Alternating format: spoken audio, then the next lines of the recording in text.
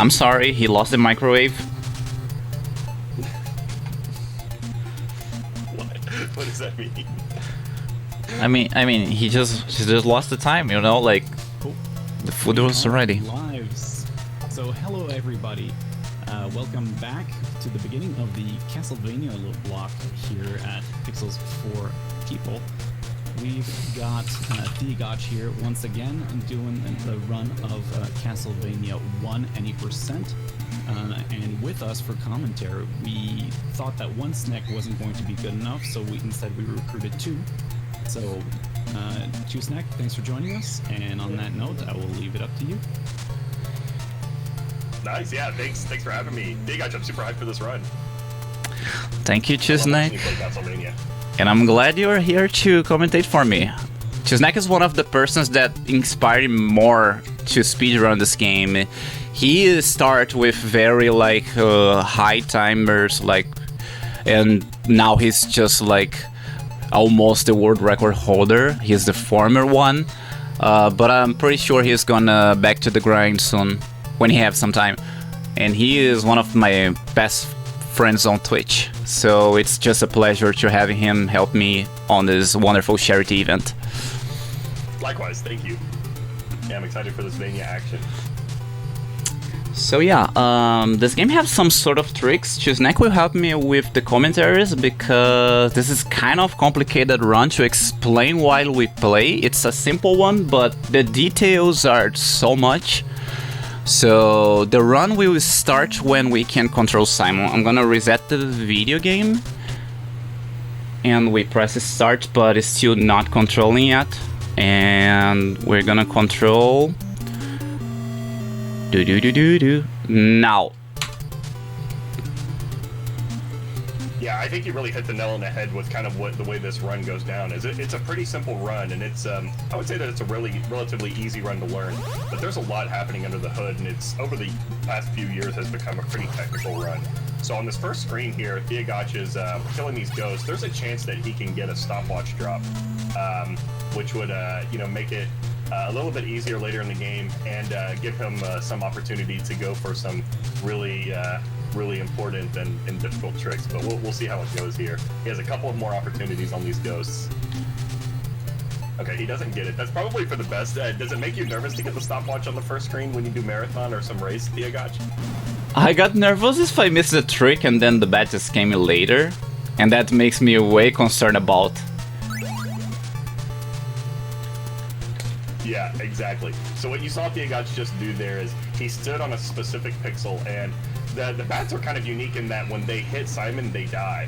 So he's actually kind of able to execute a frame perfect trick there by just standing on a specific pixel, because the bat is always going to come around on time. And what he did there is he manipulated the stopwatch drop, which is going to give him a couple of benefits here. So right here on this bat boss, he's going to go for a frame perfect critical hit glitch, and if he misses it, he's going to be able to stop time. Like so, and just whip the bat down. I think the bat is the only boss that could actually be frozen by the stopwatch. But in the second, this game's a little bit different than something like Ninja Gaiden. You're able to bring your sub-weapons from previous levels with you up until the next level. So he's actually setting up his later game right now with this item drop as well. And he's gonna exploit it again here in level 2. This is one of the chillest stages for me. It's pretty simple, has some optimizations, but I'm not going for it. And I really like this stage because it's so easy to learn. I agree. Yeah, when you first learn this game, I think level 2 and level 5 are probably the two levels that you'll find the comfiest. That you can do still some pretty satisfying boosts in. Even though that this level is pretty comfy, it has one of the biggest time saves in the game, and that's going to come up on the next screen here. tHiAgOcH is going to take a boost from a Medusa head and skip this entire screen. Best boost from the game. Well done. And tHiAgOcH, what is your favorite soundtrack? What is your favorite level of music from this game? Stage 3. Stage 3, yeah. Stage 3 has great music. So right here, he's going to stop time so that he's able to just walk through those crushers. If those crushers hit you, you die. So being able to stop time there is really, really comfy and convenient. tHiAgOcH, will you try to critical hit the Medusa? No. I'm not. I'm sorry. I'm sorry, Dad. I'm not going for that.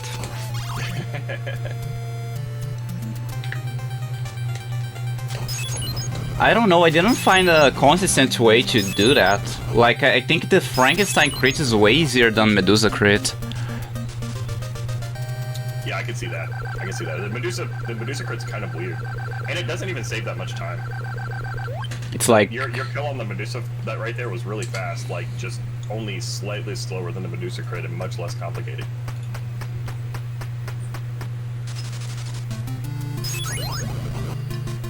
So this is the level that tHiAgOcH likes the music from. He's gonna try to take a boost from one of these fleamen here so that he doesn't have to walk up the stairs. Or jump up the platform. He missed it, but that only cost like a second or two, so no big deal.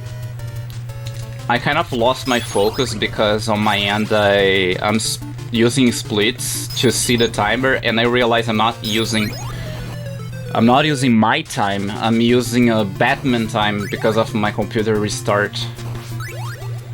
Oh, I see. Yeah, see for bad tap. tHiAgOcH did take a death there, but frankly, it's probably the hardest screen in the game. And he got a really bad pattern from the skeleton. The skeleton was not a bro. Definitely not a bro. Let's go upstairs like that. Ooh, these birds, they're so scary. I just got a little bit slowly because I didn't even pay attention to my split. That's probably pretty good. tHiAgOcH passed the wisdom check there. He rolled a 20. My favorite thing about the Castlevania run, or one of my favorite things, is how much you use all the different sub-weapons in the game. I think the only sub-weapon you've never used, really, and this is only recently, back in the day you would use it, is the dagger. Thankfully. Oh, nice boost on that statue there. And I think it was good to turn around there and dodge that fireball. I think that may have hit you. Yeah, I just, like, regret for a second. I was like, I'm not gonna jump yet.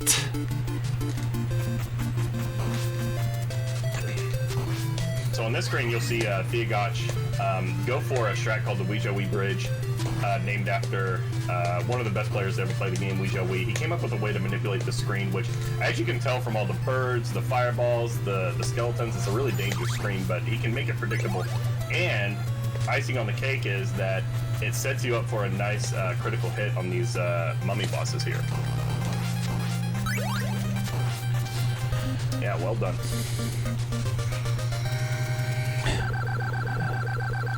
Just one death, not the end of the world. We had the holy water backup. Could be worse, I could die on level 5. Yeah, for sure.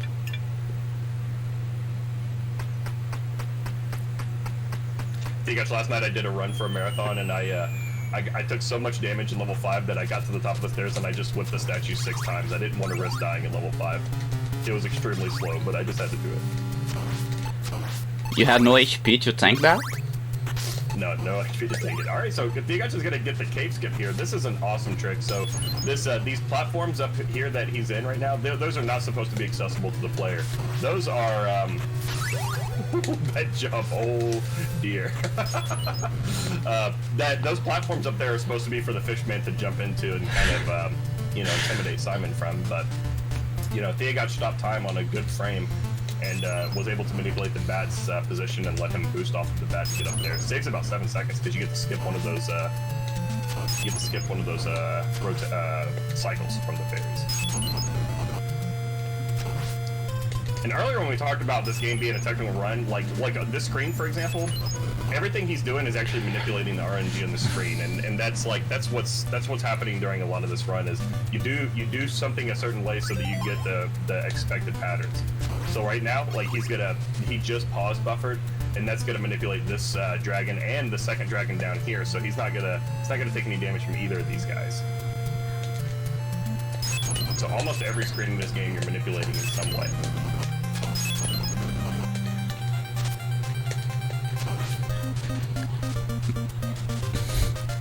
Nice kill on the Frankenstein monster. Thank you. I'm doing like not super safe strats, but like not optimized strats. Usually people does like a Frankenstein crit, which is frame. It's not like super like. It's clutch frame, but I don't think it's frame perfect. Chisnek could explain that. It's a tough one to explain. Like the critical hits, the way they work. Ooh, nice whip on those bones and dodging that other bone. That was really impressive. Thank you. Good situational awareness.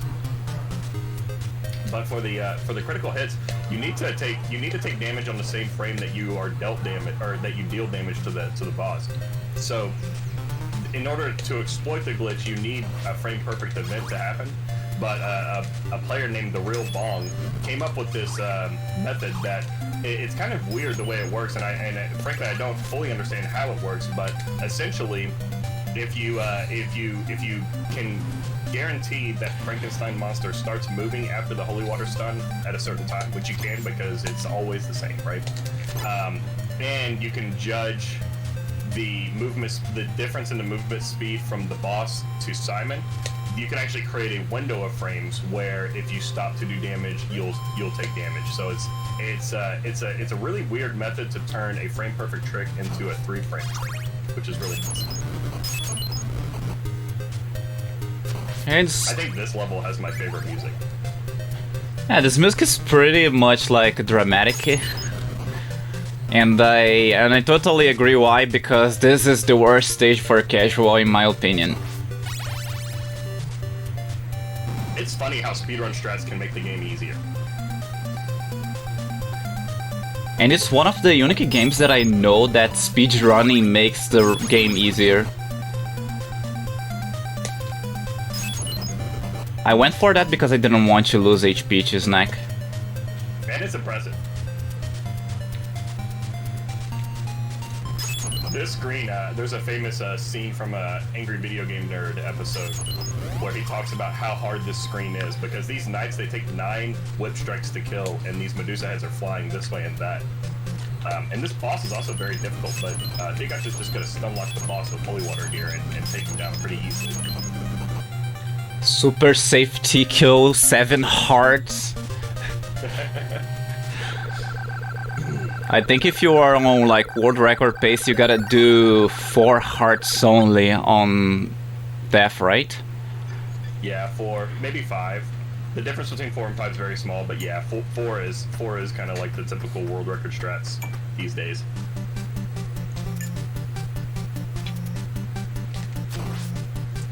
This screen is another example of some RNG manipulation. So each of these bats is essentially a copy of the bat boss from level 1. But by doing 2 things, and it's not losing any frames, and by jumping in very specific spots, tHiAgOcH is able to control the RNG of these bats so that they don't cause him any problems. Do you think you'll get Bone Party, or do you think you'll get Fast Bone? I think fast. Semi-fast. I got the semi-fast. Yeah. Oh, that was a nice boost. Very deep boost. I'm gonna grab the meat because I need to grab. We will grab that. He's hungry. He needs some pork chop.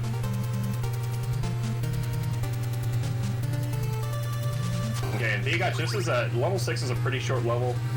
He's now in Dracula's chambers. He's tried to climb Castlevania to kill Dracula before he wakes up, and when he arrives in Dracula's chambers, he's going to see that the coffin is already open. Dracula has already hit snooze on his alarm 2 or 3 times and has decided it's time to start the day, and he's ready for the fight.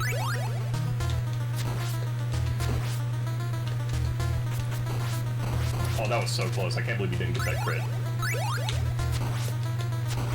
And I missed this one as well.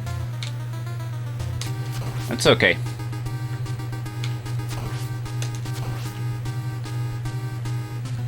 Nice clean Dracula kill there.